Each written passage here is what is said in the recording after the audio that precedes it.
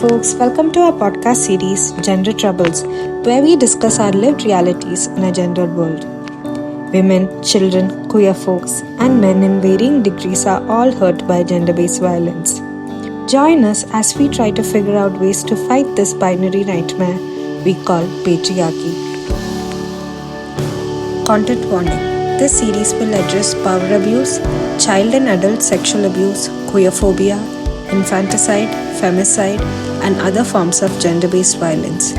Viewer or audience discretion is advised. When we talk about gender, we often miss out on the notion of masculinity. Hi, I am Ritik. I am your host for the day. I am a student of urban research at IHS Bangalore. In today's episode, Reimagining Masculinity, we'll be talking with Shaman Gupta. He is the co-founder of Misfyt TransYouth Foundation. Welcome to the podcast, Shaman. Could you please tell a little bit about yourself? Hi Ritik, thanks for having me. I'm Shaman, my pronouns are he and him. I am based out of Dehradun. I am a trans right activist for like over 7 years. I've been working with the trans community, especially the youth as and more trans men in particular, to create more awareness and then provide more structural support through my foundation, including skilling opportunities, shelter home, and advocacy with governments and corporates as well. So thanks for having me today, and really looking forward to the conversation on reimagining masculinity. Since as a trans man myself, I do think about it a lot, and really kind of want to share more and learn more from your experience as well. So, as we observe 16 days of activism against gender based violence, why do you think it is a good idea for you and me to start this conversation on masculinity as trans men? Yeah, I mean it's difficult. One, I think the biggest reason probably is that we probably suited is because in some ways we aligned with masculinity, right? We saw that as something that we wanted, like within us, people to think of us as men and identify as men. And what does that even mean, right? Especially as a trans person, because you're also seeing a lot of oppression that typically one happens in a patriarchal structure.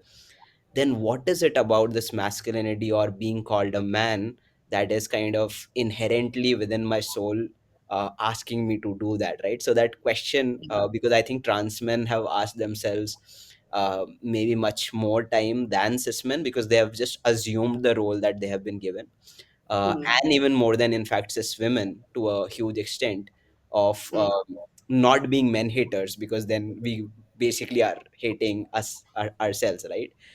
So exactly, like masculinity becomes a very important concept for us to then break down and then like look at our lives or just gender from that lens. So I think that's where it kind of, one is also intriguing, it's exciting to explore this, but also it's important to then share our learnings because this perspective is very less.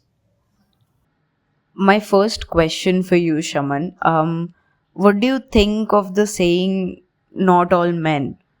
um, who do you think is ultimately responsible for a safer society? Like, do you think trans men can understand masculinity and social responsibility at a deeper level? Wow. Big question, but let me, like, try to take it one step at a time. First, I don't think that trans men understand masculinity slightly better. We are still part of the same society, weaved of the same, fabric. I think what we are better at is being open to learning. We are not just assuming what has been given to us, right? Or what has been told all our life when we're questioning.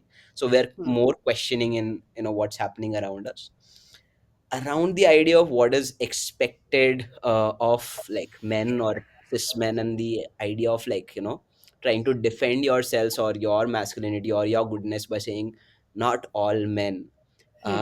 It is problematic. One itself becomes a problem, right?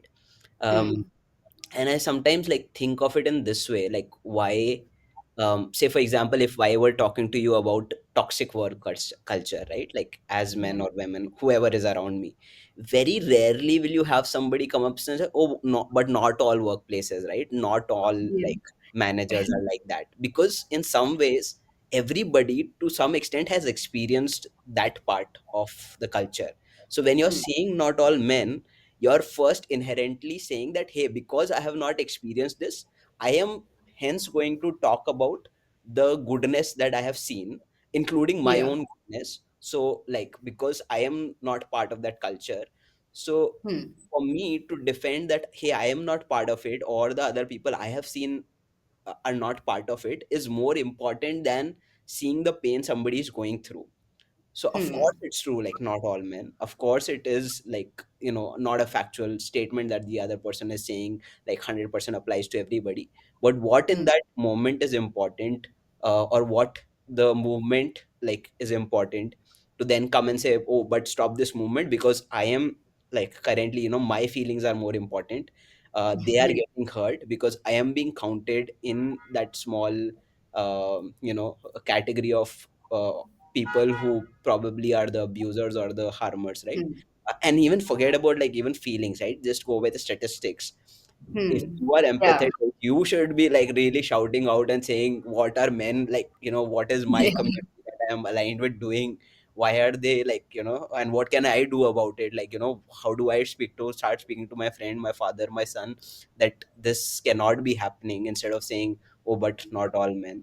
So yeah, I Hmm. mean, this is, a part of the larger culture that um, we have created, is to not listen and not kind of empathize and become very individualistic of, oh, but my feelings are getting hurt, or Hmm. but what about this kind of a thing, right? Because you're constantly, and I think it's also part of some of these structures that we're all trying to fight against, right? One is patriarchy in itself, one is also the aspect of capitalism. uh, the worst capitalism has done, right, is not just in terms of like making money important, but asking us to measure everything, right? Like you Yeah. start measuring everything. So now I'm measuring my pains against yours, which means, Hmm. oh, if you are like, a woman and going through this, but I am also from, these issues, and I am also suffering. Of course men suffer, but right, why are we measuring things against each other at all? Like Hmm. why is there always a scale that comes out, but oh, who's lesser, who's more? And that hierarchy system is itself a part of capitalism, right, where you like are expected to measure things, and because if you don't measure, who's at the top? Hmm. So yeah, I mean, a lot deeper to talk about these issues, but I think it's primarily stemming from that aspect of that we need to maintain structures, and we need to hence keep measuring people, and hence we also need to start measuring pain. And hence, I want to Yeah. defend myself that my pain is also like currently, high. So which I think women do still a better job in doing, right? Like they have understood that there is one no way to measure, because they're always talking, they're always listening. Again, can't do a blanket statement on gender, but once Hmm. I think any community that is experiencing that thing, right, like of not being able to be valued at the same level, does start to then listen into, or maybe like when the other person is saying something, maybe just let me listen, right? Like Hmm. me, so as a, like for example, as a trans person, I have many more women friend Hmm. than men, Yeah. right? Because um, even if they are not trans, they know how to kind of just like lean in and be like, oh, I don't understand about this, but let me, because there's so many things that as a woman, people around Hmm. me don't understand. And hence like I understand that maybe there's something that you're saying that the world needs to see. So Hmm. I'll stop there, but yeah, happy to chat more on this. Yeah, Shaman, we all know about, India's statistics on sexual abuse, and our society as an ecosystem protects abusers and justifies gender-based violence. So, what do you think about our, culture of victim shaming and denial? Yeah, I mean, when we talk about sexual abuse, I think a lot of times people who don't look at like our world through some of these hierarchical structures start thinking that abuse is about attraction and not able to control that attraction, right? Which is because like, okay, you're kind of having these hormones and you really want to, but that's even rarely it. Because the more you look at sexual abuse and the way it happens, it is not any kind of way of like hormones or whatever, right? Or you like felt attracted to somebody because somebody was wearing like shorter clothes or something. It's pure violence that, uh because otherwise why would, like, say, if somebody's, the kind of rape cases that we have seen, why would they be so violent? If it was about like, just that body, it's about like gaining control over that body, uh telling in, even the cases of groping and just touching, and these are like so common around us. So it's not even about like, what am I trying to prove here by making sure that I touch you without your consent. Is like just my power that I can still do it. Like I have that, I want to have my say over anybody else's say. And that's, I think, that's what the whole aspect of, when we say like, India as a country, and we start calling it a rape culture, or like, the kind of statistics that exist in sexual abuse is so high. And we really need to start thinking about like, what are the structures that we have maintained and that we continue to maintain in this society of ours, that are causing this hierarchy and people to think that I want to have control or I want to have power. And it could be like, it's all intermixed, right? It's not just one aspect of like patriarchy. Like I was saying, like capitalism has an equal part to play in it. Patriarchy has a part to play in it, caste system has a part to play in it, class system has a part to play in it. All of these systems where we start like kind of defining who has like more power, who has more agency, who has more say. That is where you start like, not only just operating in other manners. This becomes one way of operation, right? That your body is also not yours. I have more control over it, and I will decide how it looks, how it should stay, and what I do to that body. um so essentially what we're like against is basically these structures. And honestly, like, both men and women are equally a part of it. It's not even about just men, right? Like saying men are doing these things. No, these structures of course may have gotten built at some point in time, where like, men have started to gain more power or gain more positions of power, and then there is a, the kind of hesitation to let it go. But you are, as a man, also suffering equally into this system, in many other ways, right? And everybody is suffering in this, uh, because it is a system that makes like divides people into hierarchies, right? All of these systems. But that's what the realization has to happen, right? Like that, even like say women, when they, like a lot of mothers for example, when they raise their kid, they do it in a very patriarchal manner. So it's like, oh, it's not all the men have been brought up in some way or the other by women, right? They've been birthed by women. So we can't just blame men, or that you were not being taught the right things, because women have played an equal part into this. The issue is that people who are uh, being oppressed are like able to see it more quickly than the oppressors themselves. And then hence the defensiveness comes in, and then you don't want to break it apart because you are currently occupying a position which eventually might change, right? Like eventually, uh like, for example, if I am a toxic manager myself, I have still faced like another toxic manager or a work culture, right? Even if like, so that's why that in those situations we all are at the same level, that yeah, that this needs to change or whatever. But anything that you have not experienced closely, and that's why I think one of the only thing that I feel is just listening and listening and listening and just listening to others, so that we're not just in our bubble of that. This is the experience that I am creating, I am not harming anybody, when you're totally are, right? For example, I am from a Gupta caste, right? which is one of the Savarna caste and very much like, in hands with Brahmin and creating a lot of oppression. True. Um, Probably a lot of times, like, yeah, my extended family or family members never even like think of that, that Hmm. we have ever caused any operation, or we like, they will think of themselves as the most beautiful people in the world who are ready to help others and not kind of, or like living our own lives, but not really listening in that how that caste system has created issues for others. You might not have experienced it at all, Yes. but it's all a part of the, you're part of the system unless like you're like raising a voice or you are Hmm. complicit to it, right? Same happens with men. A lot Hmm. of like my friends husbands are the only one I like speak to closely, because then I otherwise I don't want a lot of men in my life, and those are the only second hand friendships I get. And all of these like are very like, say, well meaning people have kind of over time learned to listen, but there is a some point where it also stops, right? Because the moment it comes to anything that is pointing to them or their behavior, it is immediately defensive. uh, Yeah. and that kind of, that is the culture more, right? Like that, no matter how sensitive you are, you will never see like, those men raising their voices and saying, no, no, this is like, terrible, I, kind of need to break it down and really look at this.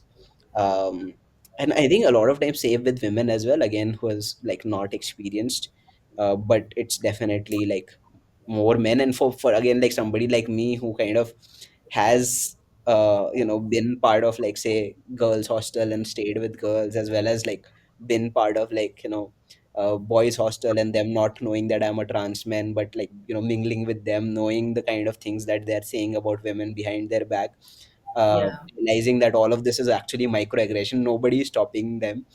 They're Hmm. just happy, just like, bumping each other up and giving high fives on like calling women things, or uh, Hmm. that only if men kind of start involving themselves in more deeper ways, that is where, and when they start speaking, not just, oh, I am a good guy, but unless you're Yes. speaking, you're just still letting the world be how it is. And uh, Hmm. it continues to then cause harm. Like, again, look at the statistics, like probably 80-90% of the people are abused by somebody they know, or somebody like, in their Hmm. family.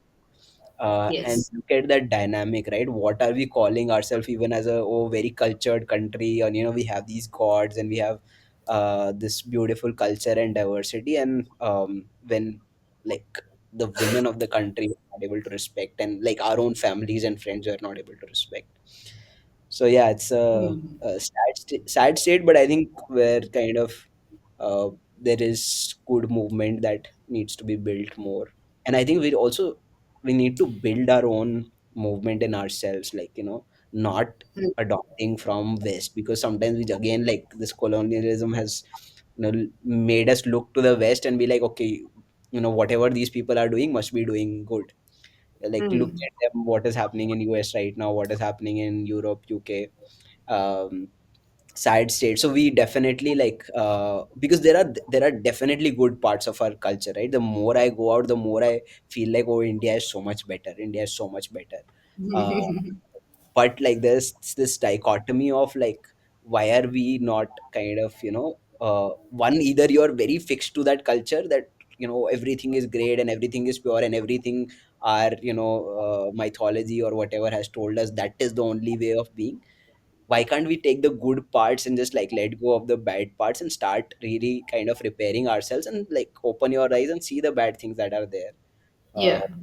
so yeah, like, create movements or like create things that are more relevant to our culture, relevant to what women like stand for in this country, what men for stand for in this country and in this region, and not just country as a border, but in the kind of culture that we have been brought up with, which is a very diverse culture, and Hmm. to start learning that and really kind of imbibing that. That was really well said, Shaman. And, talking about how you mentioned taking the good and fixing the broken. So, how do we raise our young boys as the next generation of conscious men? Again, like questions that would solve world problems, so difficult to kind of answer. But I think one of the things, of course, like you said, that some of these things of consent and of hierarchy, and these are very like, they're very layered, right? It's not just about, oh, I um, want to own this body. It's even much much more like subconsciously layered of how I am uh, thinking about my place in the world, and how I have to prove to the world what my place is. And hence, Hmm. like a lot of times, like I am saying, right, these are all very interlinked. There is Hmm. very less chance we'll be able to get rid of the kind of um, men behavior in many ways, unless we get rid of all the structures. Hmm. Because the whole fight is about like who has more power, right? And Yeah. we'll actually go back, right? Like for example, let's think probably when it would have happened that men started believing, or like in the world we decided that men are slightly more highly valuable, like Yeah. let's Yeah. go 100,000, 10,000 years back, you know It's still probably. the same, actually. Yeah, probably it was like, okay, because like physical force was required at some point in time more, and men like had physical anatomy that was probably slightly more stronger, and Hmm. they took up that role. Again, my hypothesis, I've not read books about this, but this is my like hypothesis, that okay, then we decided this is more valuable to us right now, right? Hmm.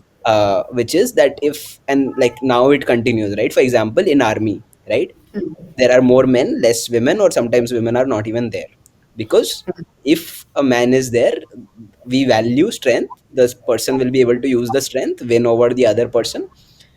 But now you have put value to something that is actually not proven it's more valuable. Because what if a woman's kind words or woman's better thinking could solve the war problem, right? So you have valued something without even like really kind of looking at a thing from a 360-degree perspective, but very like linear thinking of saying, oh yeah, this is what will make us win, this is what we will value. And hence we have now created a whole system where like men are like valued more than women across in everything. Now look at things now, like let's think of things that we value today, right?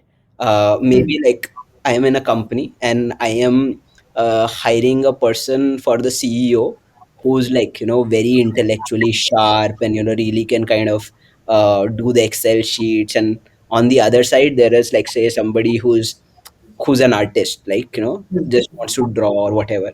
I am not putting, like I have now made that skill valuable, saying, oh, if you can do analytics and really good Excel sheets, that's valuable for me, even as an HR, right? That's more valuable to me compared to a person who will probably just be telling jokes all day and make everyone happy. What if like that person is actually more valuable, because if the if they're making like the whole team happy, they are like more productive or whatever, right? So in essence, like we really need to start like breaking any kind of value system that we are creating around us, right? So when we say like, oh, neurotypicality is more like included, and can like take higher up positions, because neurodivergent people, oh, they can't like do this, they can't do that, or whatever. There are like these myths around things, and hence they are not valuable. People with disability, trans people, so all of these structures are actually interlinked in a way that we have just valued one aspect, and not the wholesome of the world that has been provided to us, right? We have started valuing that, oh, if that I have a bungalow and a factory, and that's more valuable compared to like just general greenery, and like the natural river. We need to kind of extract everything out of everything. So to come back to the question of like how to raise kids and what, I don't think, because these are like, for me again personally, because I've thought about it so much, that for me I feel they're so interlinked that you cannot separate out one from another. So first we just need to teach our kids better to just like um, value everything, right? And value everything diversely, and value everything the way they can, the way they cannot, it's okay. But do not put specific emphasis on anything specific, that this is more important than that. uh, and that I think will slowly make them see or like imbibe that culture of inclusion, of equity, of just some of these processes that you're not losing, you're not willing, these are just systems that are created. And then also, hopefully that will break down gender for us and masculinity for us, what it really means, and kind of bring the kind of world at least that we want to see, because that seems very very far as of now. I think there was some report that was published saying, women, if they were to achieve equality, it is still going to take like another 105 years, which is like, oh my god, like Yeah. and not in our lifetime. But if we really have to do it in our lifetime, we do need to join hands, right? Because eventually, if you see, most of us are in some way oppressed, either Yeah. by, even if I am not oppressed by, like, say, as a gender right now, I'm oppressed by capitalism. Somebody is ruling over me, or I'm oppressed by, some of the other systems. So if we are all in, like, 90% of the world is kind of facing that issue, is just that top 10% or even 1% that is playing this game and making us play this game. We need to join hands with all the other movements, right? And then start to think about, like, women thinking about trans people thinking about, like, people with disabilities thinking about men. Men also need to be cared for, right, and thought about, because again it will become like, oh, nobody's caring for us, and then like we need to come in more aggressively. uh, Yeah. so it's a culture of care that we need to create. It's a culture of, like, let's start, I've been like a part of this fellowship called the Dalai Lama Fellow, and we speak a lot about the education of the heart, right? That we have read these books and read these, like, so many things and concepts, and we're just like kind of training our brain, but we're not training our hearts to, Yeah. kind of really think about humanity, think about how to open up to others. And that's what at least I see as the raising the kids part, right? Like, just teach their hearts and not their minds, and they will be fine. Like, because there are things that we'll probably have to deal in future, we don't even know right now, right? What kind of system Yeah. we're living in. Probably AI is oppressing us all. Eventually, forget about gender, forget about, or even like climate is like, where it is right now. Who even knows like what is going to happen? But at least, like, if the hearts are in the right place, we'll make sure that we are in it together. Yeah, so for the men listening to us right now, what do you think? What can they do immediately to stop this rape culture in India and help us make a safer world for everyone around them? Yeah. I think the first and the foremost step is listening and believing, right?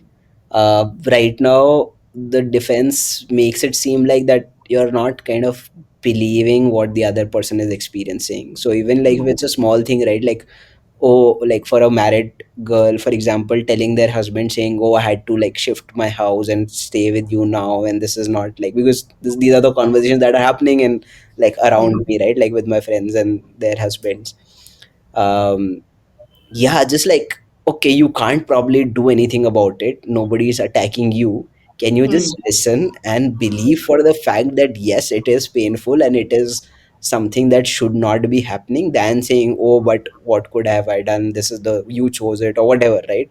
You should not have married me. Like, just listen and at least believe first, right? Anybody who is telling you that, uh, this is a problem. Yes, it might seem like that you are a part of it. If you feel that you are a part of that bigger problem, of course you have to at least take some steps to start talking about it, but listening will always be the first step. If you are not a part of it and you're very sure that you would have done things differently, still the world is bigger than you, and the whole, like, the system is bigger than you. So unless you are kind of doing anything about it, you are complicit, right? If you're Hmm. not talking about it, if you're saying, oh, because I can't do anything about it, like, I don't tell me that all of these problems are there, whatever, Hmm. right? I am not a part of it, then you're complicit. But Hmm. I would add to that, that equally men need to listen to men, and Hmm. women need to listen to men as well. Because if I am one being told some of these heavy things which I can't do anything about, Hmm. I have my own pressures of meeting the same structural things Hmm. or expectation that are in very different way, but I am also expected to be a certain way, do a certain things, right? And hence it will not just go away if, like, say, men are just listening to women. Men do need to, like, start listening to men, like, and then also women need to start listening to men more, but they usually do that, and hence I'll not kind of uh, Hmm. emphasize. But we can't just put a blanket, what I'm trying to say, yeah, blanket responsibility on men, um, to do this, because it's not a gender thing, right? Like, and that's again something that I can definitely say from my experience of being a trans man, is that Hmm. when I am in circle with men, even if they have like some of these things of talking about girls, they are the Hmm. most, like, pooky, cushy, like, loving Yeah. within them. It's just a very weird thing. It's like, if I had to, like, if you had to ask me what differences in the genders I have seen in, like, being very close with women and men, or being part of that community, everybody is the same. Like, gender is not even a part of how they are inherently. Yeah. It is just the external systems that have, as a society, we have created a culture that this is how you should behave and you should not behave. um, as humans, we are most same, and not like men's are from Mars and women are from Venus is actually not true inherently. But again, that's like something that is my experience, and what I can say after experiencing this myself. But the larger discussion still needs to be about any kind of oppressive system, right? Hmm. So yeah, men not only just need to start breaking this patriarchal system, they also start needing to care about other things in the life, right? um, so yeah, overall, it's about, like, just start getting up, listening, caring for other people who are saying that, hey, something is affecting me, and then really actually getting up and doing something about it, because it will affect you in other ways. Like, don't see it Yeah. as a linear, like, coming back to that whole linear conversation. It's not linear. It is going to come back to you, and if you are not listening, all the pressure that you are facing as a man is a result of all of this. So instead of, like, defending and saying, oh, but not all men, actually saying, yes, all men are suffering right now, and we Yeah. need to stop suffering right now, and hence we need to really do something about it. So yeah, that's something that at least I would say, is to start with listening and not defending. Hmm. Listening and not defending. Yeah, that sounds like a fair ask. So Shaman, before we let you go, would you like to tell our audience about your foundation a bit? Yeah. So Misfyt TransYouth Foundation was, like, formed last year in November 2023. Prior to that, also I was leading a trans-led organization, but I think it felt important to me to start like a youth organization. And again, because that was coming from one of the aspects within the trans community that we were feeling, was that a lot of work is happening, of course, whatever we are doing, as a really good, well-meaning trans activist, we are doing this for the next generation, right? And that is what at least inspired me, that, like, next generation of trans people do not go through what we have gone through. But the involvement of like the young generation is seen very less in some of these advocacy and changing the power system, what kind of programs we are creating. Because of course, like anybody who's like slightly more age wise like older has more resources, has more networks, has more, and hence has more power in the game, right? So that's what at least felt important to me. So yeah, Misfyt TransYouth Foundation basically involves youth, trans youth, but something that we've been very cognizant, again talking about like intersectionality of movements, is that we involve allies as much as possible in our work as well, right? Because largely you've seen trans movement has been very like separate from, like, although I mean that was necessary, because anybody who would enter the movement prior to like today would actually then like oppress the movement in itself, right? So Yeah. trans people have kept to themselves a lot. But I think as and like now and going forward, as we are understanding that all these movements are much more interlinked, we need to kind of collaborate with many others and allies to kind of come in and work. So yeah, that's what we do. We hopefully, we're too young to say that okay, this is what impact we are creating, or to even say that oh, this is our mission and vision, because honestly we don't know. We don't know anything on where this problem, we know the problem, we know for it firsthand what we are facing, but how it will get solved, how much will of it in our lifetime we will solve it. But at least we are here and we are kind of taking our space and being our joyful space like self while taking that space. So that's what's important, at least to us right now. Thank you so much, Shaman, for this deep and informative conversation. It was very insightful to me, personally as a trans man. And I'm sure the listeners will also get some idea, some direction for themselves. So, thank you so much for sharing your thoughts with us. Thank you for listening to this episode of Gender Troubles, where we talk about our lived realities in a gendered world. We'll see you next time. If you enjoyed this episode, please like, share, and subscribe to our channel. If you or anyone you know are struggling with gender-based violence, drop a line to contact@garimatrust.in for support.